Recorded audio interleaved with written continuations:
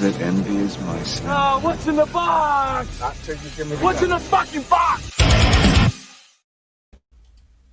What is up, ladies and gentlemen? I am your host, Death Metal Hero, and this is What's in the Box? And today, I have Chrono Mechanics. And we are going to have our boy Art Thibert hanging out with us as we open this. I had to get myself a tasty beverage, which right now is just seltzer water, but you know, it works. So how is everybody today in the chats? Let's see. Hello. Yeah. Hi, Jason. See, there you go. Told you we were going to start here shortly. So it is Shay in the chat, not Sai. Okay. Absolutely sign up for Absolute Book 2, the mailing list now. Hail, Rick. Good to see you, buddy. Excuse me. All right, so how is everybody doing today? What are we up to on this fine? What is it today? Thursday. I had to go trim a gigantic bush of jasmine today.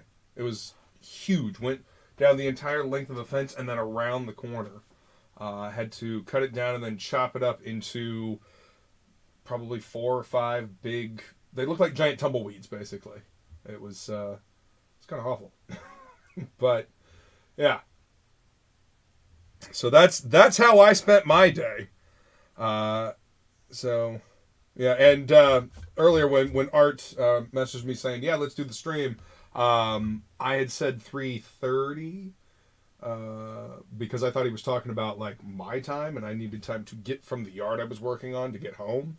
Then I realized he's 3 hours behind, and yeah, so I think Art is on his way. Well, he told me he was running a little late, but I think that's partially my fault because I may have said 3:30 and then I realized, oh wait, he's 3 hours behind. So anyway, tell you what, I will go ahead and change the camera so you guys don't have to look at my ugly mug and you can look at this instead. I've been told this is prettier than I am, so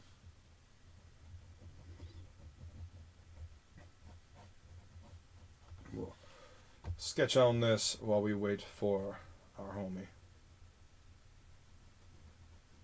This was one of my Fragtober pieces. I sketched it out that night with Fraga and Vinny, and never made it back around to work on it during October. But I've got this one, and I'm pretty sure. I think I'm now done with this one. With Merida. So yeah, I'll be posting that one soon. But yeah, I got a few more in here that I need to do that I want to finish up. It's the good half of Red Valkyrie. Yo, what's up, Matt? Good to see you, man. Thanks for coming to hang out.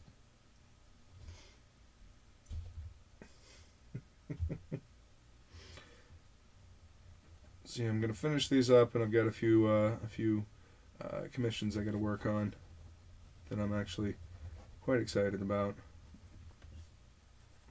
But I don't work on those on camera because I like to surprise the recipients with it. I don't know. Maybe it's a silly thing. Jason, when you do commissions, do you just work on them, or do you care? Any of the other artists out there, when you do commissions, do you send progress shots, or do you just wait until the end and surprise them?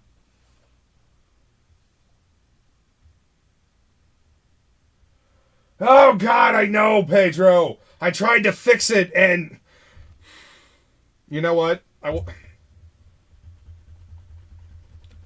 tried to fix it earlier. You know what I got to do? I gotta just put the mouth of the bottle down here. I noticed that earlier and I tried to fix it and it drove me absolutely batshit. I had convinced myself that I had, somehow fixed it, but yeah, since you since you pointed it out, yeah. No. Gotta fix it.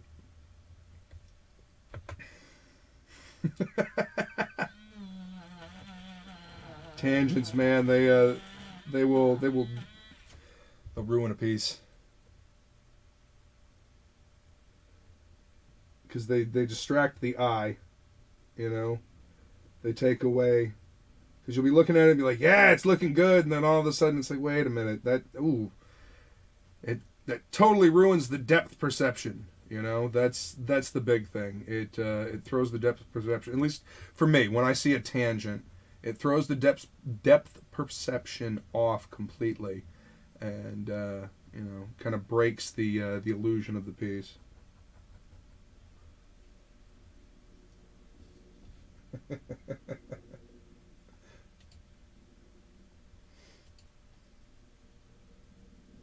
Usually send progress shots. Cool. That's right. Hail Pedro. Appreciate you guys being here, hanging out this evening. Did you guys get any rain where you're at? It decided it was going to rain while I was working on this this jasmine vine. Man, you know what? Let me see if I can find that picture. I'll show you guys. This is nuts.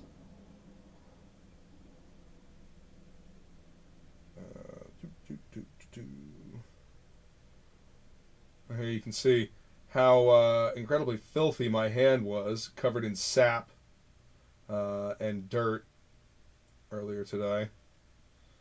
And then... Okay, so there's the jasmine vine. Isn't there? See that? And then that's what it looked like on the curb, and then that's the fence now. That's what I spent my day doing today. And I don't know if you can see the series of scratches that I got from the palm fronds with the serious serration on them. Yeah, they're crazy. But check this out. See the vines? See how they twist? Look at these awesome reference shots. Like the shadows, the way the vines twist around. I mean, look at this. So I did take some pictures of this stuff. Look at the way the vines go up. This looks like an alien city back here or something like that. An alien forest. But I took some reference photos just because it was a wild panoply of vines. So anyway, that's what I spent my day doing. What am I looking for?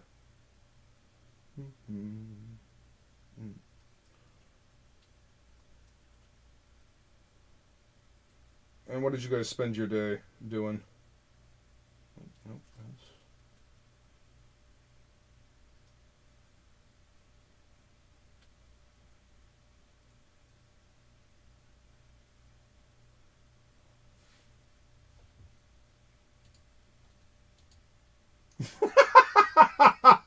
I wasn't complaining about it. Like, I'm just pointing it out. That's what that's from.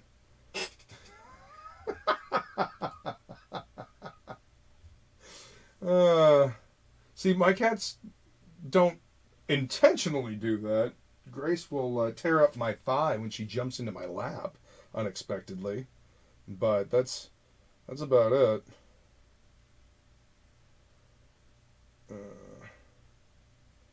Yeah, they don't really attack me all too much anymore. Now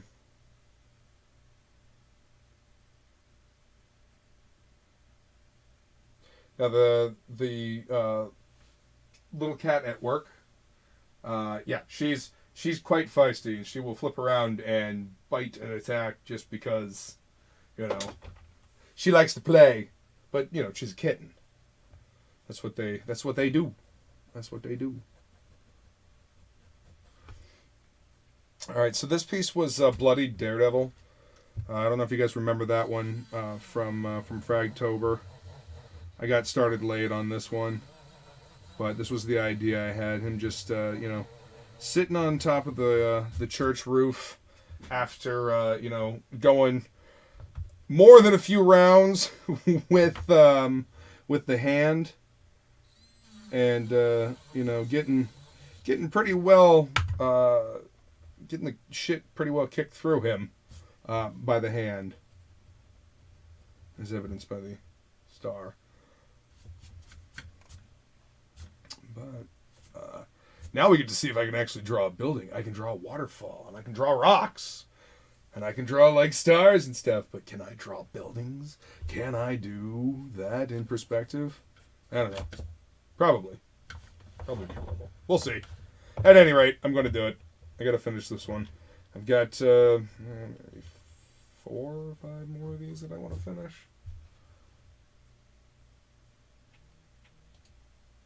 You installed Windows 7? What's up, Joe Boo? Good to see you, man. I installed Windows 7 and capped all of them in the windstorm? What? Spent my day trying not to fall asleep in my uniform. Ooh, yeah, I can imagine so. My male cat loves to practice fight with my hand. He scratches the hell out of my hands. Yeah, they will do that. They will absolutely do that, especially if they, like, wrap the claws around the back and then they do the rabbit kick thing. Oh, yeah. Like, that's shredding technique.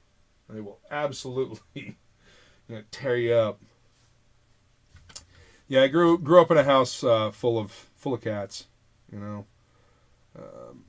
had a bunch of cats growing up. We had dogs too. They were all around. We only had 2 dogs, but we had maybe 7 cats at any given time. I mean, they were indoor outdoor cats, so they were, they did their own thing. They didn't need a whole lot from us.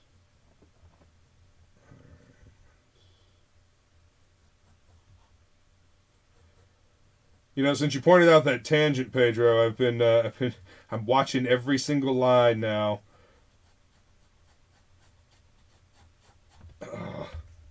Brutal. What up, Legek? Good to see you, brother.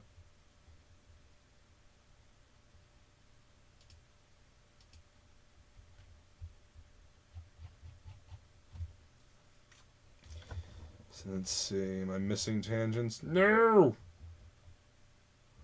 Nope. Son of a bitch.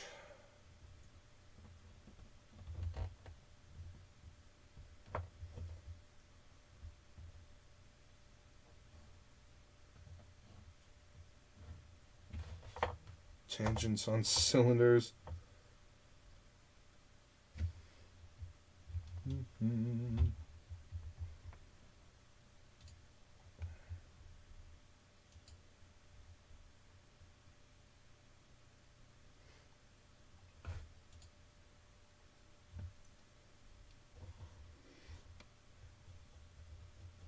You know what? I actually bought music that I could use. Why am I not using it?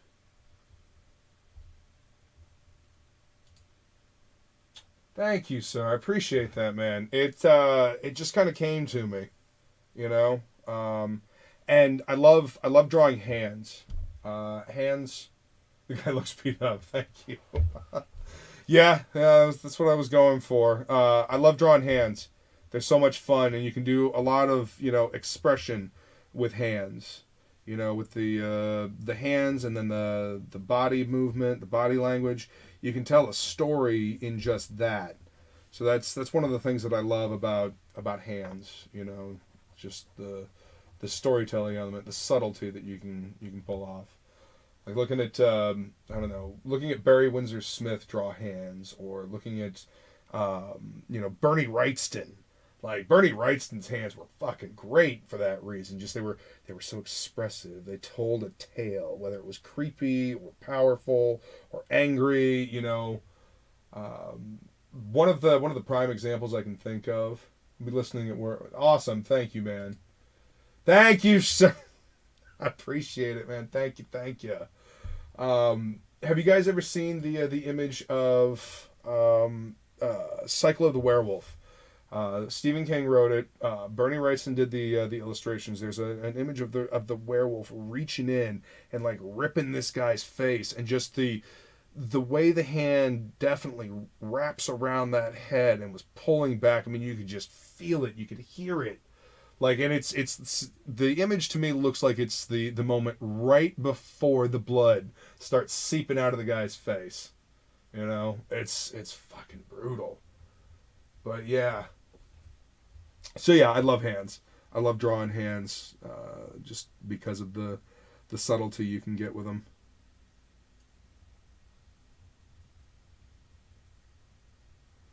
I told that to my friend Kurt earlier today, and he's like, "Man, you got to be an alien." I was like, I don't know, man. It's just I find fun in it. Noses, I feel like I have a hard time with. I don't know, just getting a nose to look right, especially like a woman's nose. You know, because it's got to look like a nose, but it's got to be feminine enough to, you know, complement her face. But you can't draw like the tiniest little nose unless, you know, your style is super cartoony like that or something. You know what I mean? So yeah, noses I find difficult, but hands are fun. Hands I can always, I mean, because I got two of them. I can pose them. You know, I can figure out what I need to do with those. Yes, I have a nose, but I don't know, just getting the nose to look right. With the nose, it's almost like what you don't put there that makes the nose look like an actual nose rather than the lines that you do put there. Does that make sense? My fellow artists out there, you know, feel free to chime in. Jobu, it seems like most artists hate to draw hands. That's what I've heard, man. I mean, and they, you know, getting them right, making them look right are, you know, can be difficult, just because subtlety, the movement, the way the knuckles bend and whatnot. It's, yeah. With noses, just seeing the planes that make a nose and then not drawing them specifically with women. Yeah, I agree. Totally agree.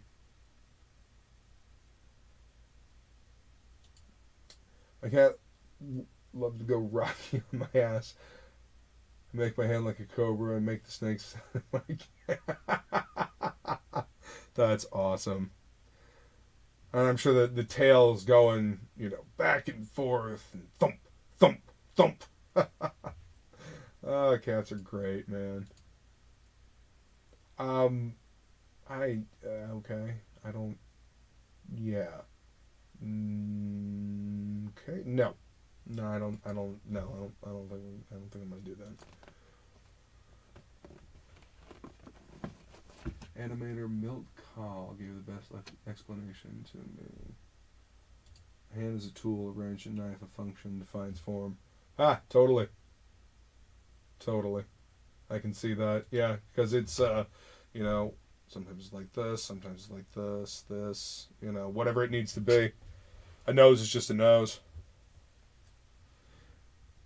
Fair point indeed.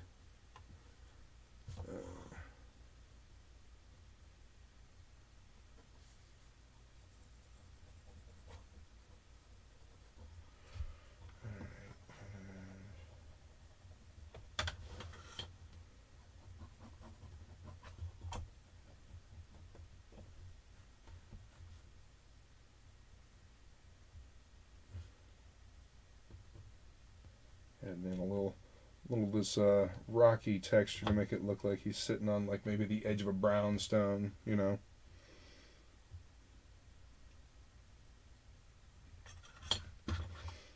And got the moon up here, so what I'm aiming to do, whether I pull it off or not, what I'm aiming to do is have some nice fun shadows to play with.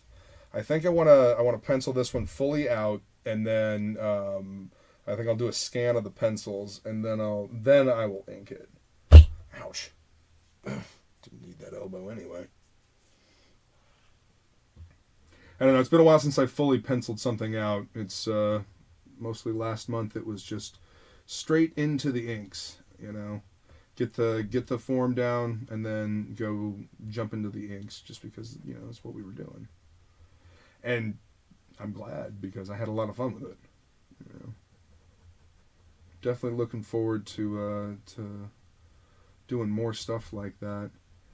Oh yeah, and Fragga had a stream today. I was in the midst of fighting the gigantic jasmine vine, and it sounds like a choose your own adventure book.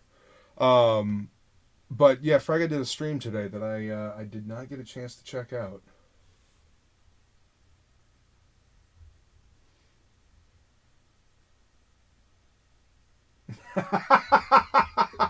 Thanks, Rick. I appreciate that, man. Yeah, I've been abusing the hell out of my voice for a little while now, so What is up, Art? How's it going, homie? Hey, man, what's up? Sorry I'm late. No worries, man. I had said 3:30 earlier, and then I remembered. Oh wait, yeah, he's talking about 3 his time, not 3 my time. Right. I was just getting done with the landscaping gig that I was doing. So I was is that what you do for a living? That's one of the things I do for a living. That's I do cool, man. I do freelance. Computer work. I do freelance graphic design. All kinds of stuff. See the green out my window? I got a green thumb. I do all my own yard work and everything. I love it, man. There's something about being able to just zone out. Have some tunes in, zone out, and just take care of, trim off the excess stuff, prune stuff back, make it look nice, shape it a little bit. Totally. That's well, the reason I like it creatively, the reason I like it is because if you screw it up and you don't kill the plant, it'll just grow back. That's right. That's right. So you can take some chances, man. Shape up things all crazy, and then if you don't like it, in a month or so, it'll all grow back. Dude, I have a hedge clipping attachment for my weed eater. I've got one of those Ryobi, snap-in attachment things. So, shaping a hedge with the hedge trimmer is actually a lot of fun. It's almost like whittling on a larger scale. You're shaving off the edges and reshaping this bush so it doesn't look like a scraggly tree. It looks like, a neat ornamental bush. Yeah. Yeah. So well, everything in my yard is shaped and ornamental. That's awesome. My brother comes over. He's an architect, and he's like, I don't know if you've ever been to Disneyland. He goes, this yard's manicured like Disneyland. Well, I mean, you like going to Disneyland, so you're inspired, man. Yeah, I don't have those freaky animal topiaries though. I haven't gone that far. Right. Yeah, Replicant. I am going to take it to ink. I'm gonna finish penciling it out first, and then I'm going to scan it in, and then I'm going to take it to ink. But yeah, and you got a lot of love for Mr. T-Bear up in the chat. We got Red Valkyrie, Pedro, what's up? Replicant, Jason, and Pedro. Hey, Pedro. This segment's sponsored by Home Depot. Right? I give that business so much of my freaking money. It's horrible. See, they fired me when I worked in Orlando. I shop at Lowe's. Lowe's is a little more expensive though, aren't they? It's about the same here in my town. Is it? The funny thing is that one has stuff that the other doesn't. I'll go looking for something specifically at Lowe's, and they won't have it, so I'll have to, go across the street and down a little bit and go to Home Depot and find what I'm looking for. I always thought that Home Depot was the ghetto version of Lowe's.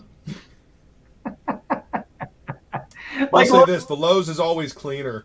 Yeah, it's a little nicer. They have a little bit more high-end stuff, but I'm not. Hey, you know what? I'm not getting all judgy because I do love me some Home Depot as well. So. It's like Walmart. I would rather not go to Walmart if I don't have to, but sometimes I gotta go to Walmart to get something. Dude, I never go to Walmart. That place makes me sad. That place is depressing. Dude, it's one of the 7 circles of hell. It has to be. Seriously. My wife doesn't like going there, but like for my wife, it is like you. Sometimes it's a necessary evil, but I will never go. I've been a few times. I've just seen some horrible stuff. Oh, listen. You've heard of that site, peopleofwalmart.com? Okay, a lot of the people that show up on that site are from my Walmart. Seriously. Like if you see old Pimp Willie, like with the hat and like the crushed velvet, and he's matching down to the 9s in color. Yeah, now he's a local. Yeah, really nice dude. But yeah, he is dressed in the 9s. Like if he's wearing pink, he is down to pink socks. He's got a crushed velvet pink suit, got the hat, the cane. Like that's old Pimp Willie. Everybody's got the thing, right? Everybody's got the thing. Yeah. But yeah, no, it's a lot of Floridian Walmarts show up on people at Walmart. I think the last time I saw a woman, she was about 200 pounds overweight. There's a slight echo. I don't know where it's coming from. Hello? Yeah, I think it's on your end.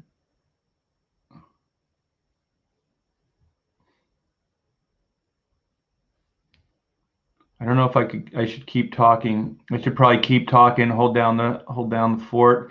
Yeah, so I was at Walmart and there was this woman, 200 pounds overweight, big woman, beautiful woman of color.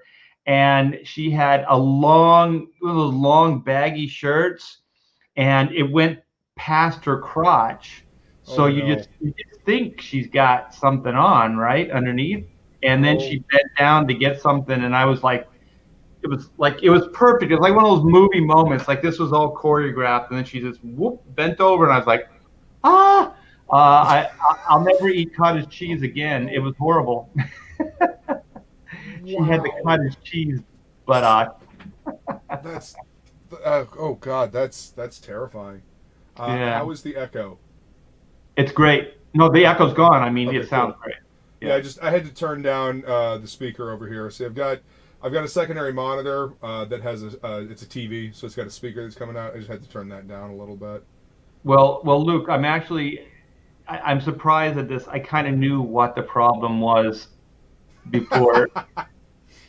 It's weird because like when I first started, I knew nothing, and then even like people are like, you never use headphones, you don't have a mic, you don't have any of those things, and you sound great. Mm-hmm. And I'm like, I don't know how I set it up, but it works. You just gotta make sure the audio output doesn't get picked up on the the microphone.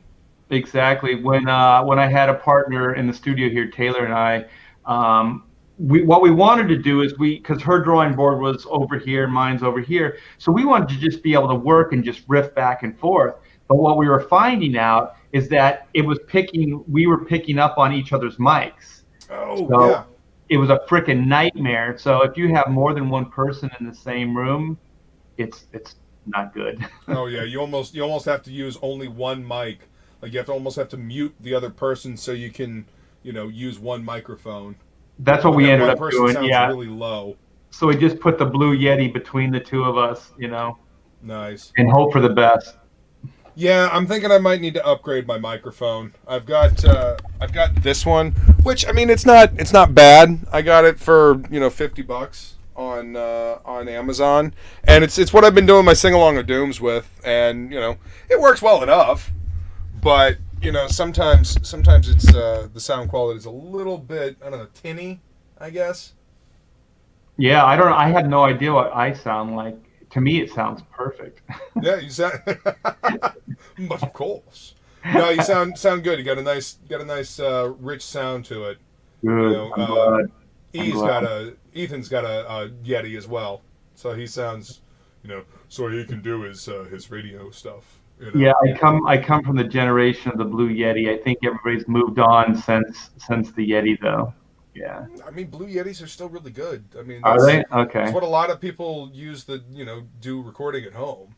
I mean, there's really? more microphones that you could spend a shit ton of money on, but I mean, Blue Yeti will get done what you need to get done. You just got to make sure. I will say one thing: the Blue Yeti, the connector the wire connector, that jack is really, really temperamental. So this is the second Yeti. Yeah, so you got to be careful plugging and unplugging that thing, because that jack must be cheap or something like that. So anybody that's got that is in plugging and unplugging their Yetis, just be careful, man, because it can get jacked up pretty easy. But man, I'm sorry. So the reason I'm late is we just made an offer on a Texas home. So congratulations, dude. Yeah, so it happened like the Texas realtor just called like 5-10 minutes before I was going to go live with you. Oh man! So that's what happened there. Yeah. So hey, no worries, man. Yeah, like I said, I just vamped for a little bit. You know, I was working on this, just hang out with the awesome people in the chat for a little bit. Yeah, that's awesome, dude. Congratulations. Yeah, it's really good. And moving from California and being in the financial situation that my wife and I are in, you know, we've been so blessed through, you know, my whole career. So we were, unlike a lot of the other people in the 90s, especially at Extreme Studios, we saved our money. We did responsible, you know, things. We also did some crazy shit, you know, like the Catwoman cowl, I guess is on this side, you know, behind me. I can show, I don't know if you guys have seen it. I don't know if your crowd has seen it. But this is the actual Michelle Pfeiffer, one of them from the Batman Returns movie. So it's old. You can kind of see it's a little cracked and stuff, but it's holding up. Yeah, so I bought stupid, crazy stuff like this, you know, in the day. I mean, sometimes you gotta. But we were also responsible. So we were in a good financial position on this house. Hey, Hex Allen just posted on Twitter his Chrono books. So thank you so much for supporting Chrono and posting that stuff up, Hex. I appreciate that. That's awesome. But yeah, just long story short, I know I'm probably boring everybody. But yeah, we're in a good place financially. So buying in Texas, I don't know if you know this, but coming from California to Texas, your way of life financially can go up 40 to 50%. Like that. Wow. So by moving over there, income tax, state tax, just in taxes alone, you're in a better financial place. And we're getting twice, probably 3 times the home here, and we're paying half the price of what we're selling this house for. It's insane, dude. It's insane. We did look at Florida too, but I can't handle alligators, man. Yeah, you know, the thing about alligators is they'll leave you alone for the most part. Like the big ones, like on that video. Yeah, they do not care about who or what is around them. Like they'll meander off to you know, the water trap, and they'll hang out. Do not let your tiny little dog get near the water. It will eat your small dog. It'll eat your kid too. Yes, it will. Dude, there was a guy that actually like broke into a house and was like running from the cops through a swamp, and he got eaten by a gator. Like a 7-foot gator ate his ass. Right. And you know, they deputized the gator and then they shot it. You know. Yeah. See, that's why it scares the shit out of me, dude. Like I was watching what was it, Malin at Midnight or one of John's things, and there's this couple, lovely young couple. They're in a pool in Florida, right? They're just hanging out. It's night. They have security cameras up. Yeah. So out of the blue, Luke, this freaking, it had to be at least 7 foot. They move fast on land too. They can move fast on water, but they can move fast on land. Oh yeah, and that thing can run like up to 30 miles an hour on land. Oh shit! The thing just dove right into the water and went right at those two. It didn't care. It didn't hesitate at all. And so the guy got away, and I think it nicked the girl twice. And then they pulled her out of the pool. I don't know how they got rid of the gator after that, but holy shit. Well, here's a little bit of advice. If you ever find yourself in that situation, if you can somehow get an arm around the gator's mouth, you can hold it closed. You'll have to watch out for the tail, but if you can get an arm around a gator's mouth, they do not have very strong muscles to open their mouth, but when they're bringing it down, that's where they have all the force. But I'll tell you, they don't have strong muscles to open the mouth. Dude, I'm not going to do a Tarzan on a freaking alligator, Listen, man. I grew up in a town with the alligator farm. Like, I've learned how to handle these fuckers my entire life. Well, I think Ben Hennessy had the best because he lives in Florida, and he was trying to, I mean, God bless all you guys, all the commentators that live in Florida, because you guys are like, come on to Florida, your dollar's going to go, really far. And I like Florida. I like the Disney parks. I like Sure. It's gorgeous. The area is gorgeous. Yeah. And I'm like, I can't get past the alligators.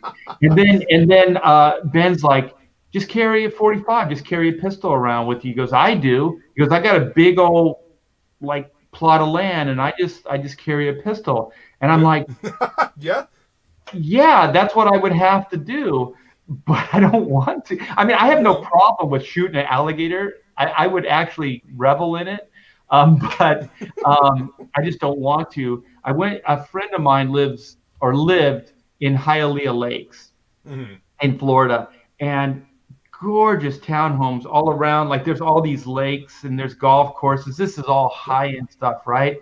And so there's this beautiful lake that his parents' house or the townhouse butt right to, right? It's like it's right there. And I'm coming from California. I'm like, there's a body of water. This is amazing. This is like a childhood dream. Do you have a little boat? Do you go out there? Do you swim in the lake and stuff like that? He goes, we don't even go in the backyard. Yes, that is accurate. He goes, beware of any freshwater body of water. Fresh body of water. Yes. That's what And so then we're just walking around the neighborhood, right?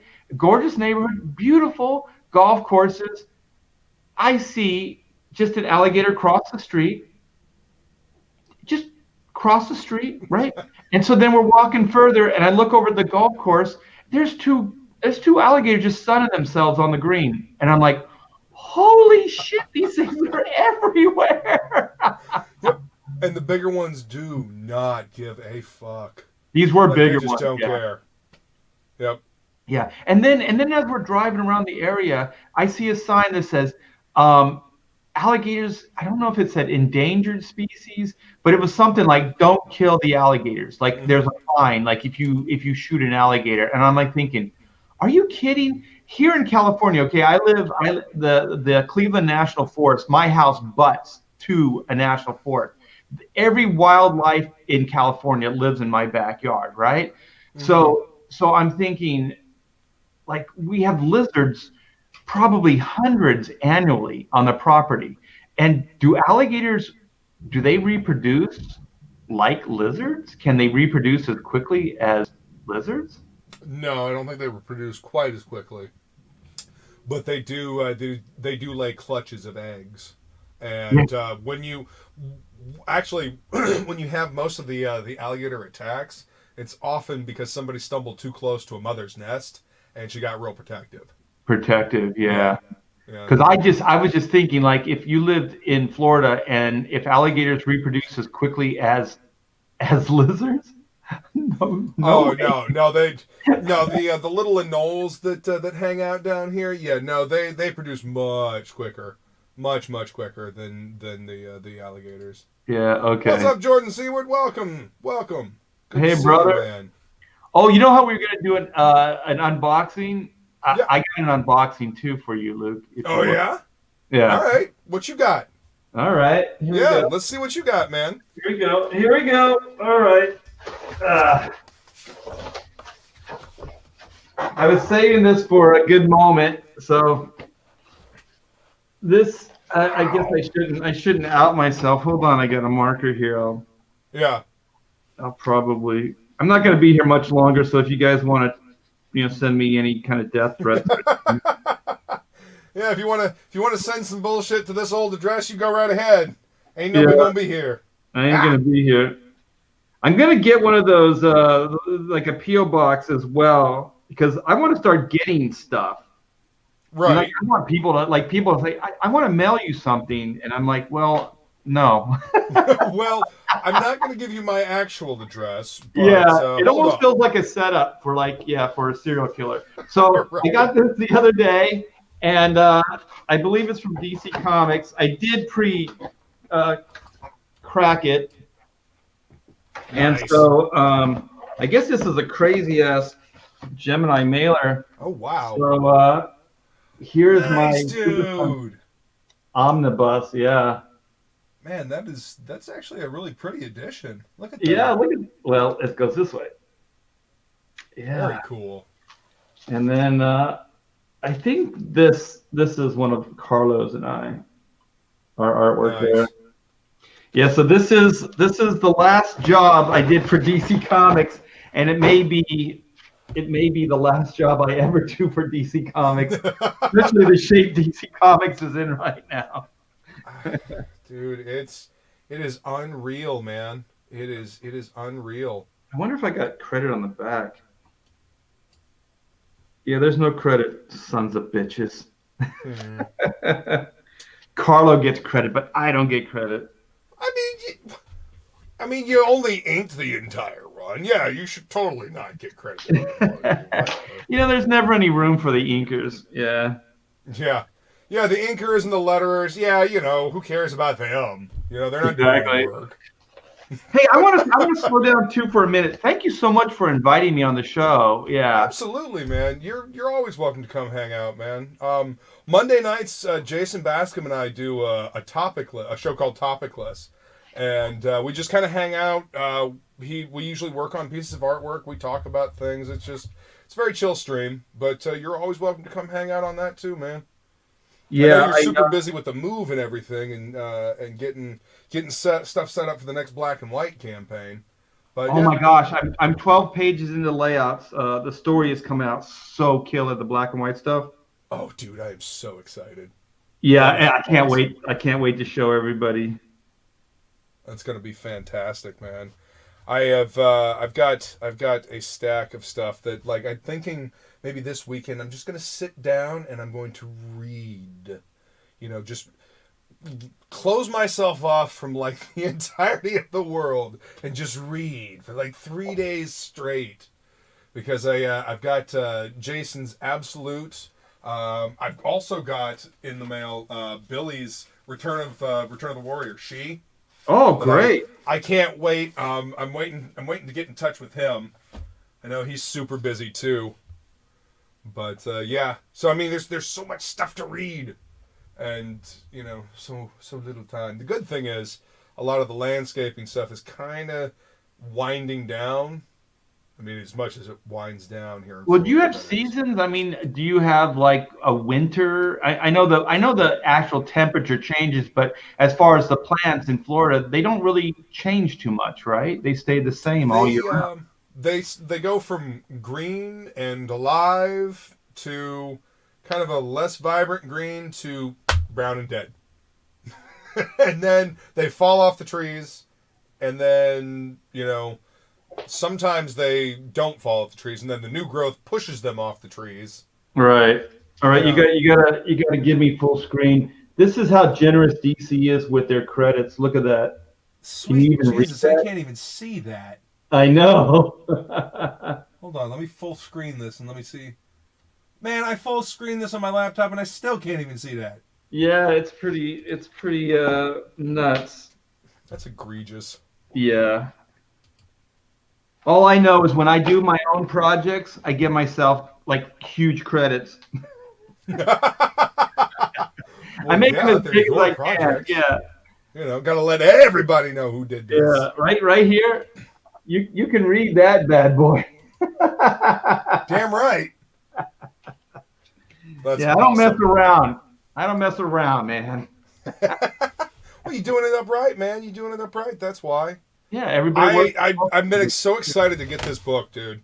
Like ever since you started showing the first initial pages for it and whatnot, and yeah, this is so cool because it's drastically different from Black and White,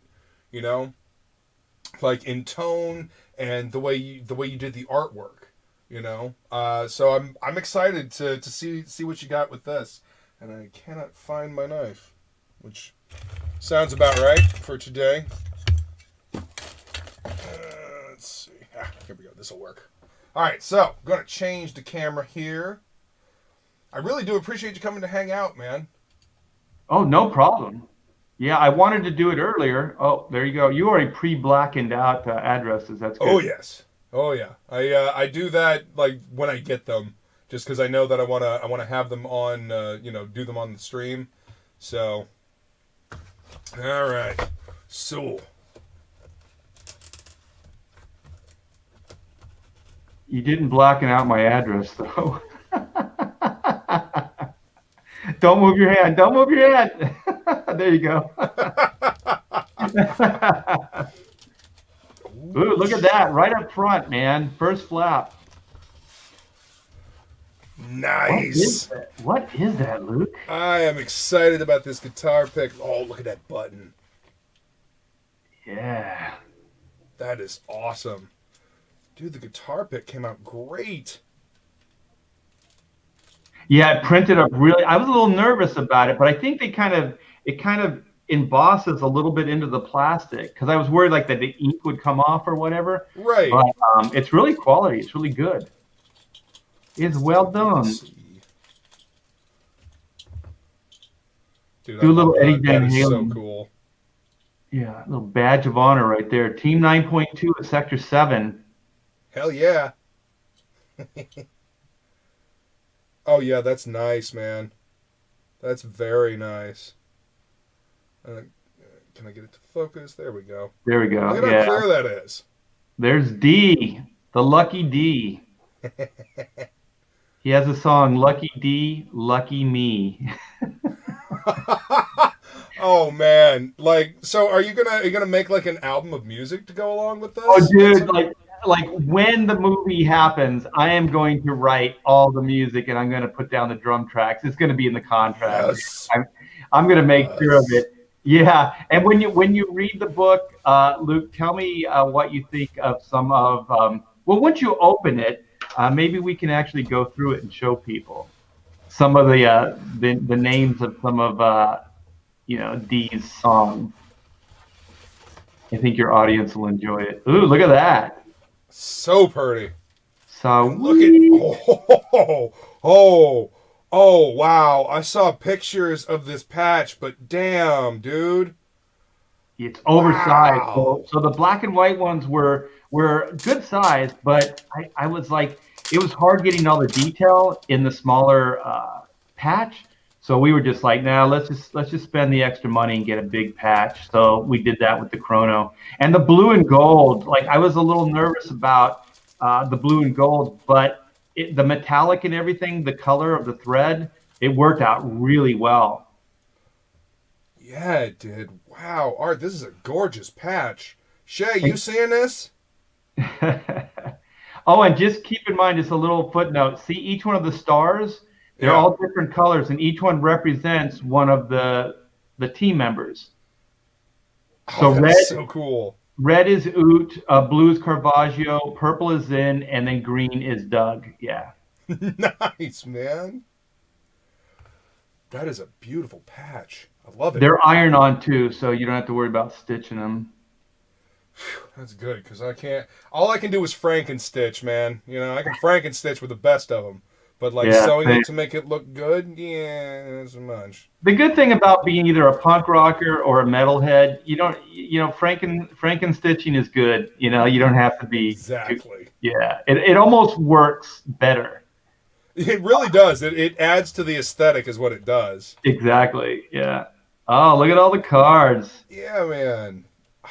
You know what? I'm gonna have to get a new 3-ring binder for all these cards. Like seriously. CG is like bringing back the card market, and look at this is great. There's 14 cards.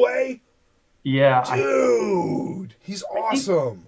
I think there's 14 cards altogether for this campaign. Oh wow. Yeah, Tom Bancroft right there. He's the creator of Mushu for the Mulan movies, so he's the key animator. So there we go. Oh, there we go. Yeah. That's awesome. His brother, Tony Bancroft, was the director of Mulan and won an Academy Award. Oh, wow. Yeah. So, of course, Aaron Lopresti, who is Comicsgate friendly. Oh, yeah.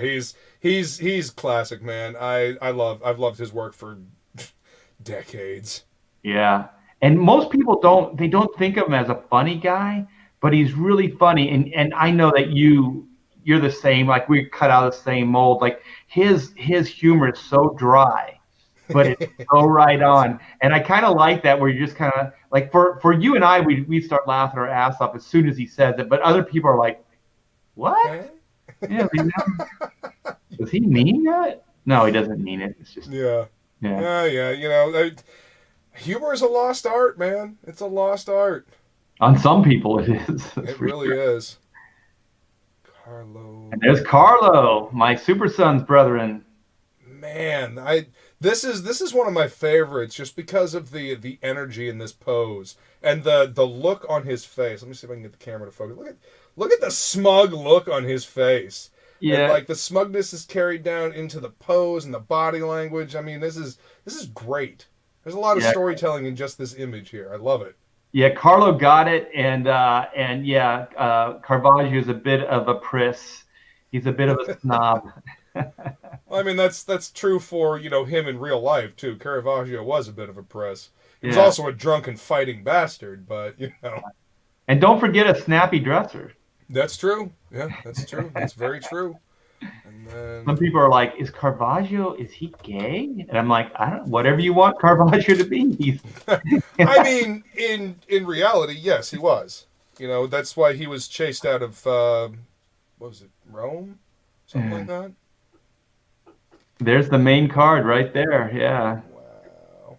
So there's 10 cards in that set. So each one of the books came with its own companion card. Yeah. And then if you order the ultimate tier, there's 4 extra cards. And the ultimate tier comes with all 10 of the collector cards. Nice. Yeah. So is Chrono Mechanics still in demand, or did you close down the campaign? It's still in demand. Yeah. When I get some more time, I have plans of kind of changing it over from like campaign mode into more of a storefront.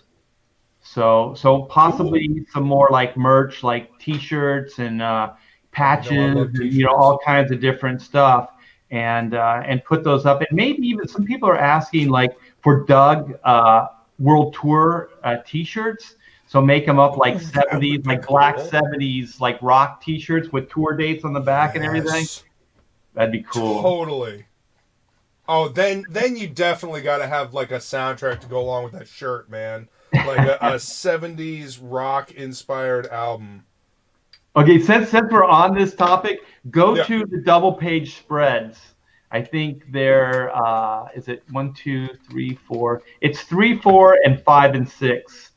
And we can read some of the titles of the songs. I think your chat will like that. Awesome. By the way, sign down here.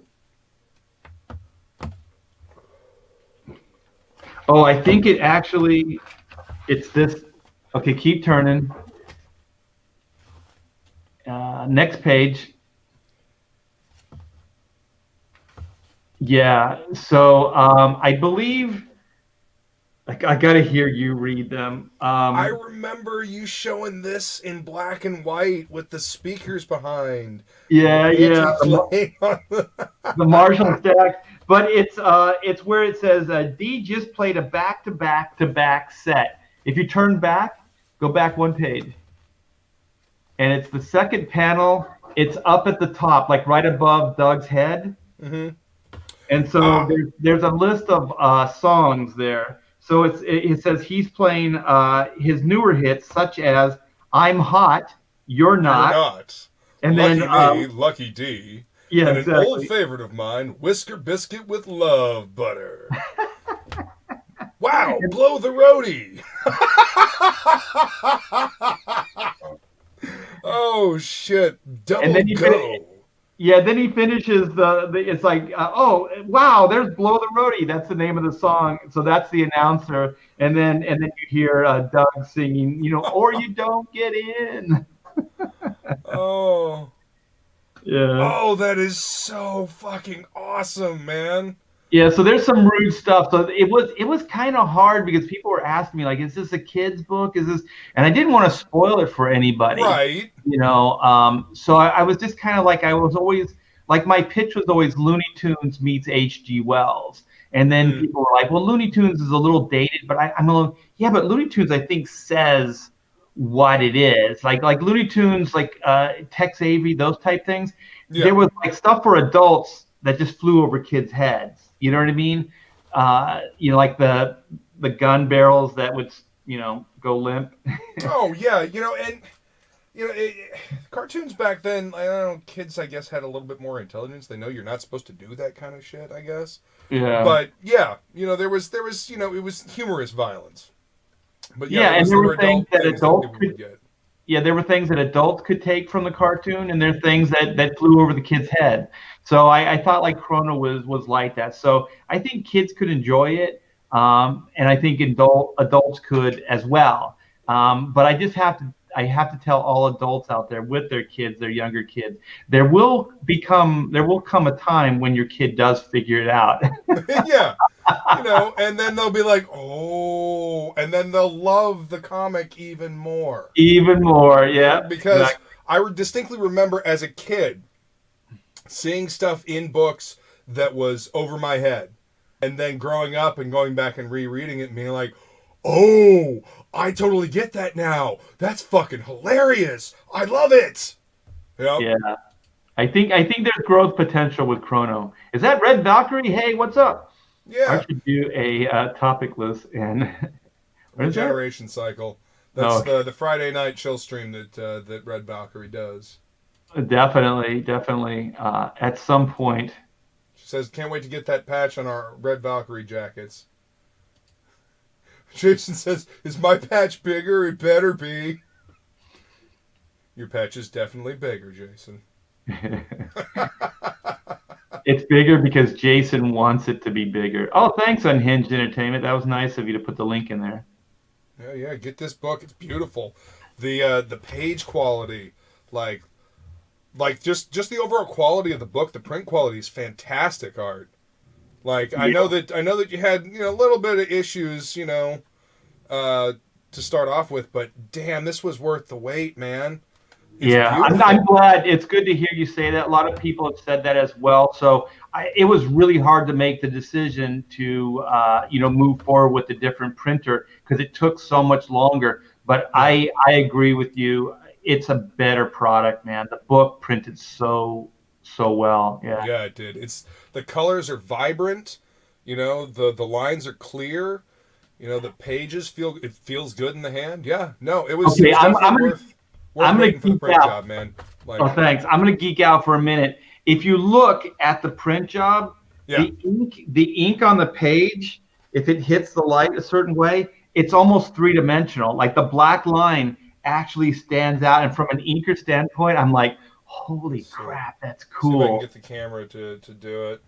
You can kind of see it on the I guess the top part of it when you were right there. I think you can kind of see it a little bit if you know what you're looking for. But in like to the actual eye versus the camera seeing it, you can definitely see it, and it's pretty cool. I said, I am an inker by trade, so when I see that, I'm like, oh my gosh, that black line is so freaking awesome. Yeah, it's gorgeous, man. Solid colors. Yeah. That's Geraldo Rivera. So I figured I had to get some iconic 70s guys in to the story when we go back into Doug's decade. So we have Geraldo Rivera and we have Johnny Carson in the book as well. I love the look of the people back here. It reminds me of the 70s. Like, granted, I wasn't there in the 70s, but it has that vibe, and not just because of the way they're dressed, but the way they're drawn. It reminds me of comic books that I've read from the 70s. Oh, that's like Fabulous Furry Freak Brothers and stuff. Oh, like yeah. That. Yeah. Hell yeah. That's the feeling. That's the vibe I get from it, man. So I dig it. Yeah. It's funny because, man, I haven't heard anybody bring them up in a long time. What was their cat? There was Fat Freddy's cat. Fat Freddy's cat. Yeah. It's so weird because, like, my introduction professionally to comics was underground comics. So all those guys smoking dope, all the Freak Brothers and Valentino and what was the Bean World's guy's name? What's up, Ryan? What's this? Ryan Wynn was saying hi. The show he's writing up. Okay. Can I wait till after the show and go over it? Or does he need it now? And I'll ask. Art, if you got to bail, homie, that's totally cool, man. You go do what you need to do. Yeah, we're putting you were here for the unboxing. I am super excited to get to read this, man. I know you put a lot of work and a lot of heart into it, and this book is gorgeous. Like, it was well worth the wait, man. Well, thanks. I'll stay for another 10 minutes. Yeah, we can wrap, and then I think he can hold on for 10 minutes. Yeah, this is the offer. So we're writing up the offer right now for the new house. Oh, dude, that's so exciting. Yeah. I'm excited for you. Congratulations. Yeah, but look at thank you. But look at the book, man. I'm excited for you. I can't wait to see what you think of it. Yeah. But we were talking about underground comics. Yeah, so the only one I didn't get to ever meet is R. Crumb, and that would have been like wow. Yeah. But I hung out with people in the early days that were all like, in that same circle. So it's funny because conventions, I don't know if you've been to enough, like Luke, there are levels to conventions like Comic-Con. Yes. Like there's the superficial, like when you go, and then there's the statue guys, there's the Hollywood guys, there's the animation guys, there's the mainstream Marvel DC guys, there's the underground guys, there's the druggy guys. Like there's all these different like levels in one comic convention. And I think I can honestly say I hung out with each and every one of those groups at some point. Yeah. Even the furries I hung out with. Yeah. No, yeah. There's I don't know. It's almost like little pods at conventions. Like you were saying, the different groups and the way they handle conventions. It's each one is different. Okay, I have to tell this story. Okay, so it was myself, Mark Pacella, Jim Lee, Steve, Olaf, and I forget somebody else that was doing Swamp Thing at the time. I can't stand walk. And so we just got a flyer off the convention floor and it said party, right? So this is before, this is when I still kind of a newbie, and so you're just looking for things to do, after the con's over, right? You just want to party, right? And so, Jim Lee was there too. So Jim Lee was there. So we went and we thought we were being the polite guys, right? So we stopped at the liquor store before we went, up the elevator and to the party because it was in a suite. And so we all had like 12 packs under our arms, we had whiskey, everything, right? So we're ready to party, right? And share with everybody. So we brought it up for everybody. And so the door opens up and then the guy looks out and we give him the, the ticket or whatever to get entrance. Okay. And so then the guy's like, what's in the bag? We go, we'll get some beer, we got some whiskey, we got some stuff. And he's like, oh no, you can't come in with that. I go, it's a party, right? He's like, yeah. I go, so there's no alcohol?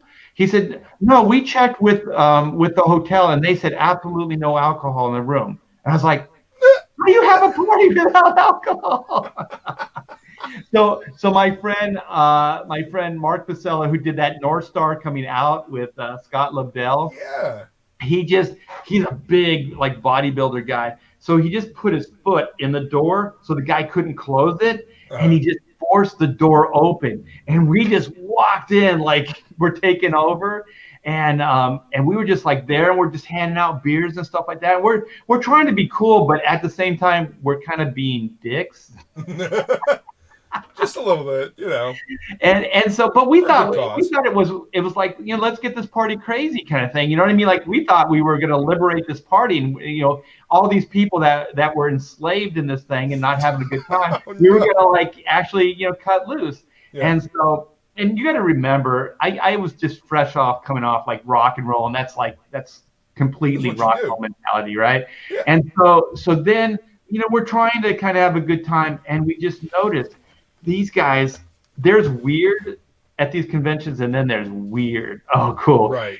And so I went over to this table, and they're drawing pictures, but they're drawing pictures of like like Looney Tune characters having sex with Disney characters. Like Oh there's my some real, like God. these guys.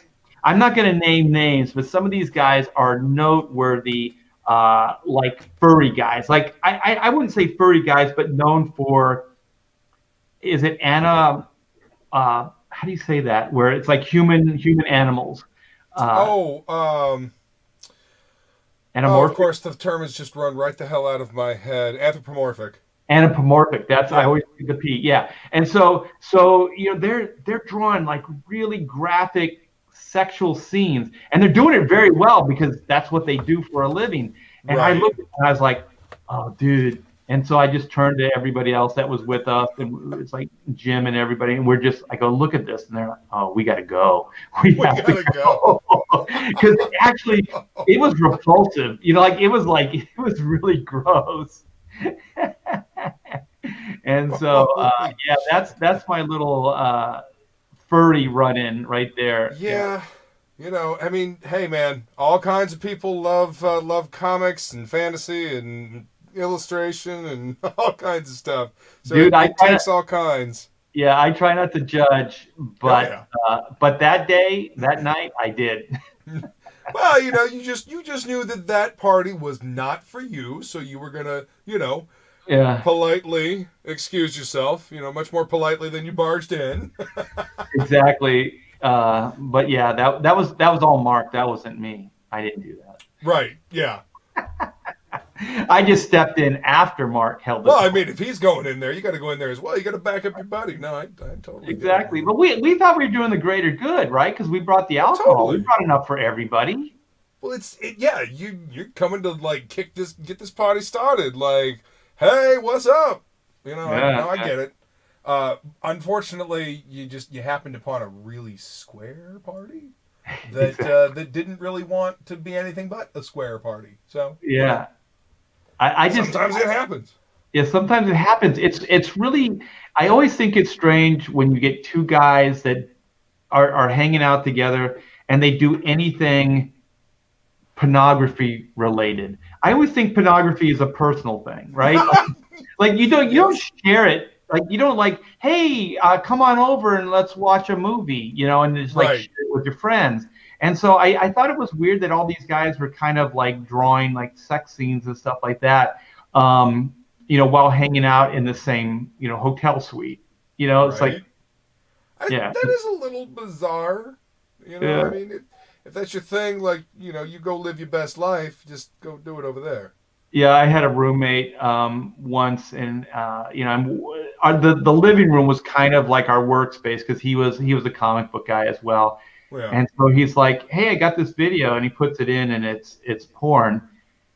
And I'm trying not to judge. I'm like, okay, this is really weird. So I just said, I tell you what, why don't we just go? It was Friday night. Let's just go to a bar and hang out.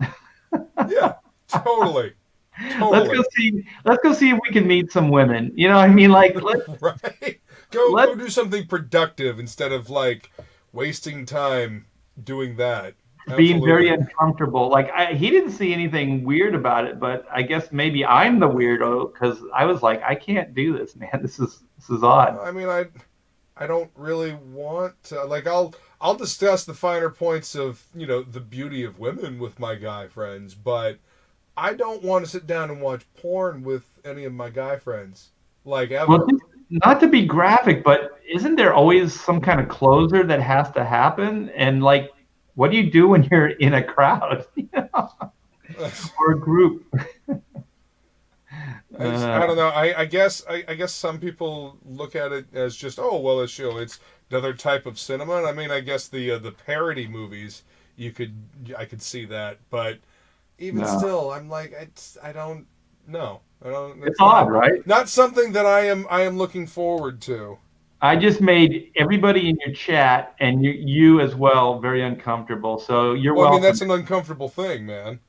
Yeah, well, I'm just sharing my pain. Oh man, Art, this book looks fantastic, dude. Oh, thank you so much. Now the art style that you came up with, like I was talking about how on this page it looks Where'd you go? Where'd you go, Geraldo? Like, this page reminds me of, like, the 70s. Reminds me of the Furry Freak Brothers and Yeah. that kind of style. But that kind of style translates a little bit to the rest of the series. But with, like, slight alterations for each, like, for Oot. Oot's a little bit more cartoony than Doug is. You know, in their normal form, that is. And then they all kind of have, like, a unified feel when they're in their I guess their Mechanic work form. uniforms. Yeah. So was that intentional, or did that just kind of come about naturally? I think it's probably just natural. I think sometimes there's things that you're influenced and things that you just channel. Yeah. And I think you play music. Sometimes those are just presence from above. You know what I mean? Like, you don't know where they're coming from. They just come. And so if you're a good creative person, you just learn not to think about it too much and just go with it. Right. You just let it flow. Yeah. No, but it's beautiful, man. Like, I'm like I said, I keep saying I'm excited to read it. I can't, like I said, I can't wait. Yeah. Like, just like this right here. I can see the Looney Tunes and the whomp. Yeah, definitely kind of away. like the way I would describe the art style is it's kind of like Hanna-Barbera, like high-end Hanna-Barbera meets like Mobius or some of like the French style. And you can't really see the French as much with the color because the color is so like amazing. But if you saw it in black and white, I think you'd see more of the European French influences, you know, the Mobius. Oh yeah. Yeah, the line work, the line weights, not using a lot of like solid blacks, you know, except for like Oot's hair, you know. Yeah, it's more open. The style is more Yeah. open. So the blacks are more designy versus like actual shadows or for dramatic reasons. Definitely. Yeah, it was definitely a labor of love. God, I really want to do like another story arc. Yeah, there's your hero pose right there. That's Caravaggio in action. He saved the day, man. Awesome. He rerouted enough power that they could get the ship down safely. I was ingeniously repairing the damage done to the ship. Yeah. Oh, you're gonna love this. I got some reviews in, and so one of the reviews was he said it in the same sentence. He's like, oh man, all the characters speak in completely different ways. The fonts on each one of the characters is different and unique. You know, I applaud Art for like having each one of these characters have their own voice. He said, but Caravaggio is a bit of a stereotype, the way he talks. And I was like, well, that's why he stands out, because that's the joke. Yeah, he says that, you know. Oh man, yeah, that's hilarious. He's Italian, and he goes, he's an Italian stereotype. I go, yeah, well, yeah, you know, it's funny. That's kind of the joke you're going for with him, because he's also, you know, very high opinionated of himself. He's kind of arrogant because he's always the smartest one in the room. So, you know, he's several different stereotypes. He just happens to be Italian in the way he talks. Yeah, and he's always looking down his big pointy nose at you. His very pointy nose. Yeah. Oh, I like when he turns like Caravaggio's like, well, I never, and he snaps Oot in the butt with his big old plume, and then Oot's like, Oot. Yeah, and then Caravaggio's upside down. He's like, bless my meatballs. And then Oot eats his hat.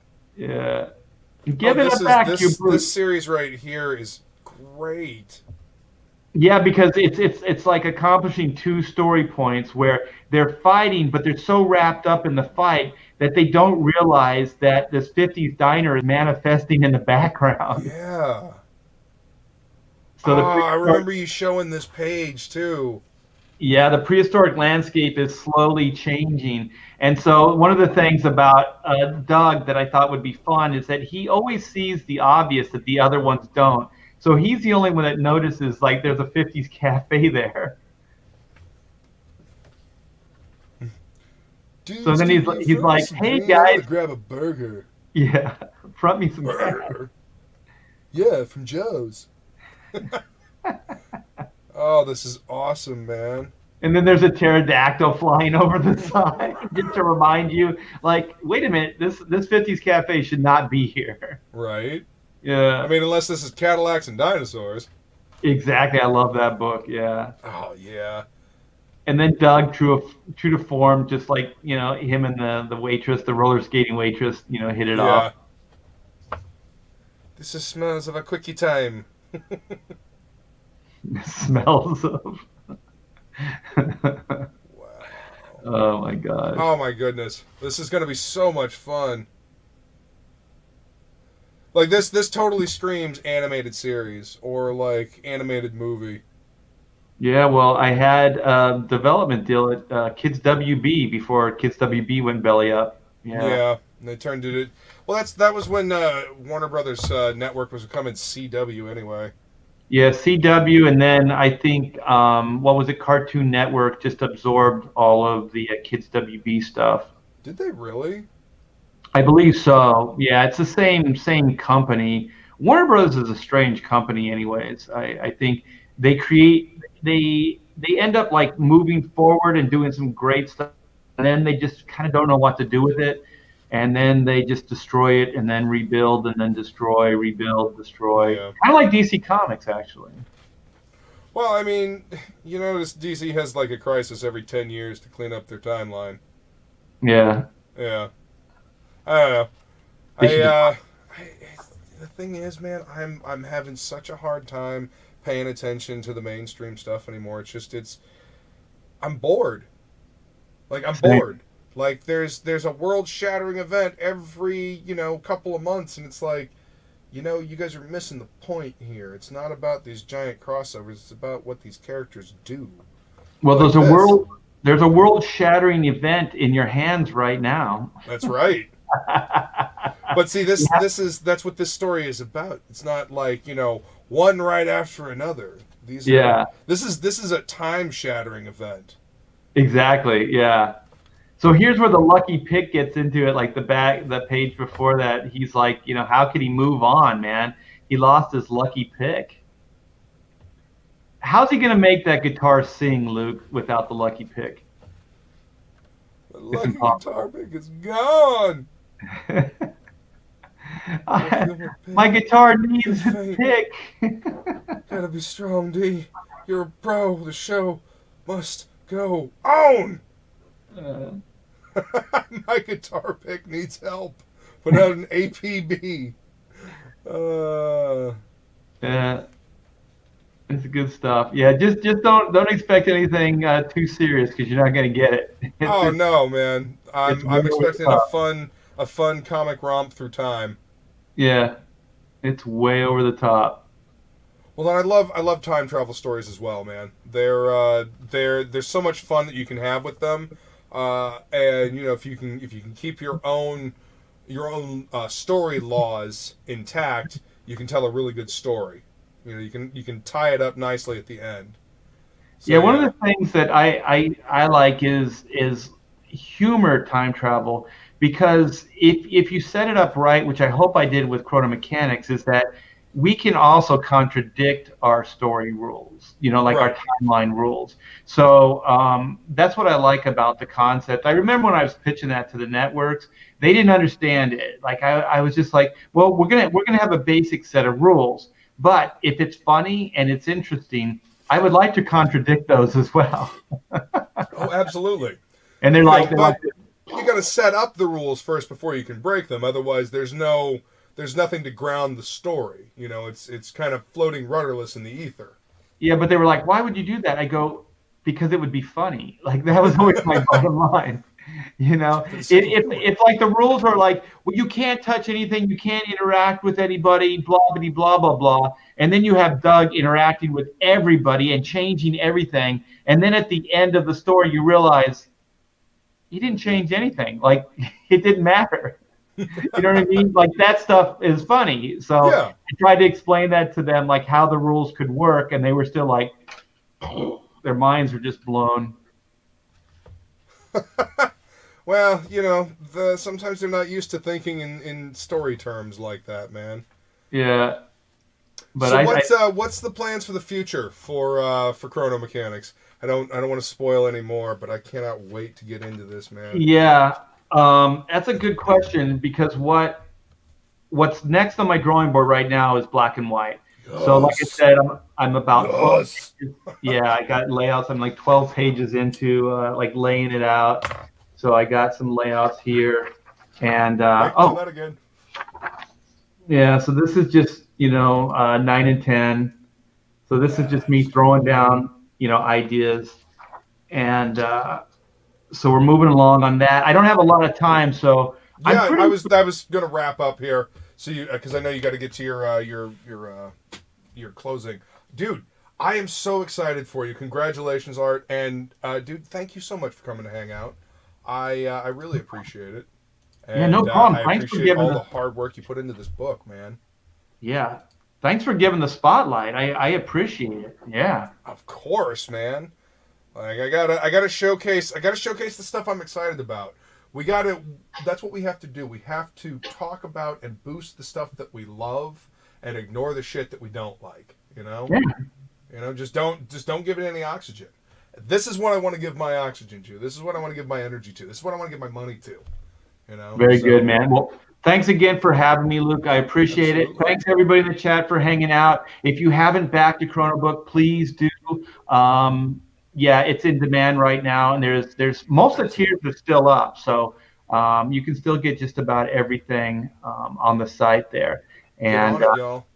Yeah, and keep track because we're going to be adding some stuff to it pretty soon, probably after the first of the year, just because of all the changes that are going on here with the move and everything. But I'll keep everybody posted. I'm sure Luke will have me on before then too. Oh yeah, man. Oh yeah. You gotta come back on and hang out, for topic lists. I think next week it's gonna be on Jason's channel. And then the following week it'll be on mine. But I mean, I'll send you a link, and if you can come hang out, you're more than welcome, man. Thanks, and I want to get you back on the show. It was fun hanging out with you. And does Shay still have the writing show? Is it on Sundays? Sundays, yeah, Writing Pros, yeah. We were gonna do one last week, but she was having some technical issues, so we're gonna be doing one this weekend. And she's got Regeneration Cycle tomorrow night, I think at 8. Yeah, Fridays. Eastern man, time. I used to do Pontificators on my channel on Fridays with Friday Night Tights with Gary's show. Oh my God, he decimates everybody. I've actually never watched that. I've heard good things about it though. Yeah, those guys are all over the place, but they're pretty fun and interesting, and I really like Gary and all those guys. So oh yeah, it's yeah, a lot. They're a lot of fun. They're a hoot. Definitely down to the bone nerds. I love that. Oh hell yeah! Like Gary, yeah, specifically, yeah, he's oh my gosh, man. He goes into like all kinds of places that you just don't think you'd go publicly. Yeah, well, I mean, he doesn't care, man. He's gonna say what he's gonna say, and he's been he's worked that retail. He knows he ran a shop, so he's like you. Yeah, I'm working in my childhood comic shop, man, and I absolutely love it. We actually have a window again. We had a truck drive through the front of the store, and like took out the whole wall. So we had like this plywood wall for a little while, but now we've got a window, and it's nice to be able to see again. So yeah, a window's probably good for business, so people can see inside the shop. Oh yeah. Well, I also don't feel like somebody's coming in to assassinate me every time the door opens. I'm like, who sent you? Oh, right, the store. Forgot. Sorry. Yeah. Even though they're wearing masks, you kind of think the worst. Yeah. Yeah. Well, guys, thank you so much for hanging out here on What's in the Box. We're going to wrap up. I dropped the link for Chrono Mechanics in the chat. Go ahead and grab that. Art, once again, thank you so much, man, for coming to hang out. Ooh, look at that cover. That's beautiful. Yeah, no problem. No problem, my friend. Thanks for the invite. And everybody Absolutely. Take care. Have a wonderful evening. All right, we're going to take off. Later.